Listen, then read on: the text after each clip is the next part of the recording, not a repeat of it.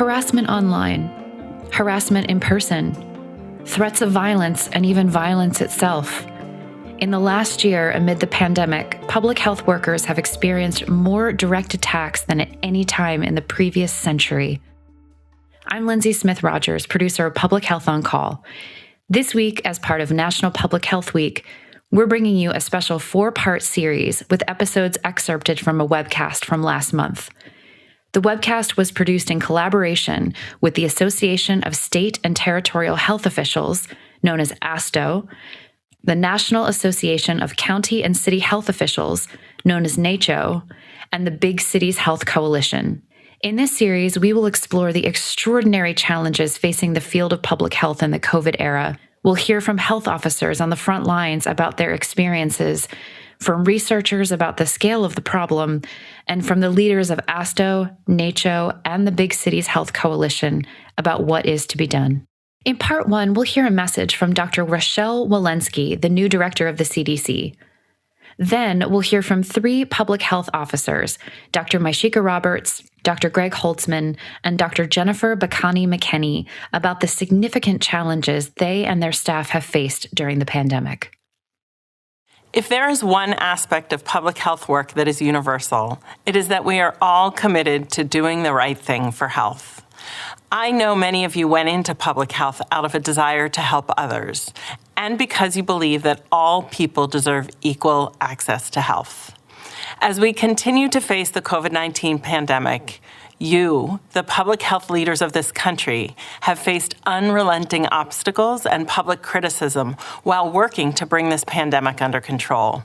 Yet you continue to lead with science, transparency, and equity. Science is and will always be the guiding light of public health. Transparency is how we ensure that there is trust in our data and information that is openly and objectively obtained, which is critical to driving decisions that save lives. And equity is our moral obligation because we must take actions to address inequities among disproportionately burdened populations. All of us in public health share these values. We must put science first and strive for optimal health and equity. I have been dismayed and deeply disturbed by what many public health officials and workers have experienced trying to do their jobs during the pandemic.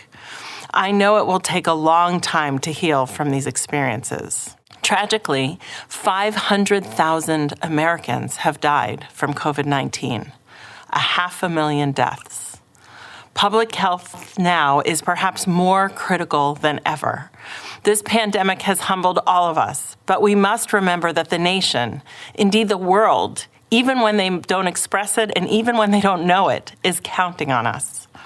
This pandemic has been exhausting, pushing each of us to our limits. Our tanks are empty, yet we have so much more terrain to cover. The criticism, mis- and disinformation, and lack of trust have been discouraging, even harmful. But it is important that we encourage each other and keep moving forward.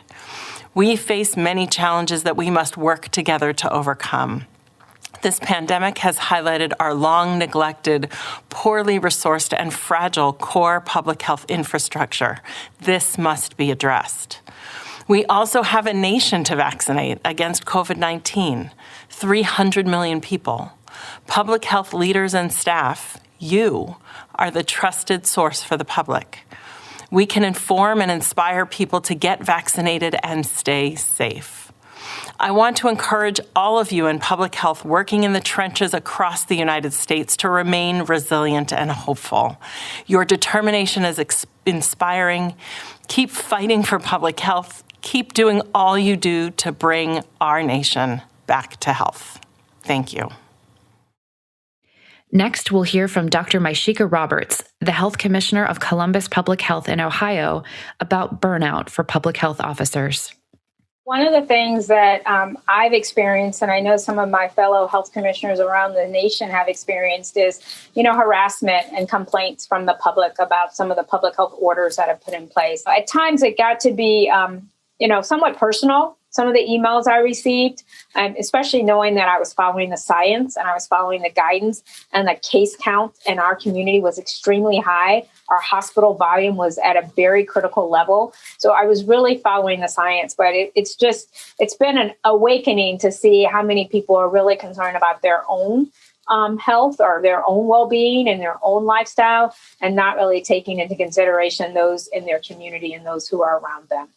The first challenge that I faced that was really tough as an African-American woman was the call we heard from the community when testing was limited. What we were told by our hard-to-reach population, which includes our minority population, was testing wasn't accessible. I felt a sense of responsibility to meet the needs of the community, and I was fortunate that I was able to get my hospital partners to step up and provide testing here at the health department for those individuals who didn't have a doctor, who didn't have a healthcare provider, so they could come here regardless of their zip code, regardless of their income, regardless of health insurance, they could come and get tested. I have a phenomenal staff, and I really could not do the work that I'm doing, that we're doing, without some great dedicated staff. But people are exhausted. People are tired. People want to go back to their old job. Now they're working a vaccine clinic, or they're working a call center, or they're doing case investigation. And they want to go back to their previous jobs. And for the most part, that's just not an option right now, because our number one priority is getting our community vaccinated, followed by doing case investigation. I'm constantly trying to figure out how to motivate my staff, how to encourage my staff, how to get them to take some time off for themselves when they can. But it's not just the work that everyone's dealing with, but there also are issues at home. There are a lot of stressors that we all have, but yet for our industry, we've had to continue to move forward. So it's hard, and it's hard for me too. You know, I had a few times in the last 11 months where I just got drained, and to the point that I almost made myself sick, and I had to heed my own advice and, take some time for myself as well. But it's hard because you don't want to miss a beat. You don't want to miss the opportunity to make an important decision. And so you keep powering through, even though you know you need to take a day off from rest some. Now, Dr. Greg Holdsman, the State Medical Officer of the Department of Public Health and Human Services of Montana, talks about the misperception that evolving pandemic guidance was, quote unquote, flip-flopping. It's been a very challenging year for so many different reasons. Obviously, other aspects of public health don't go away when a pandemic hits.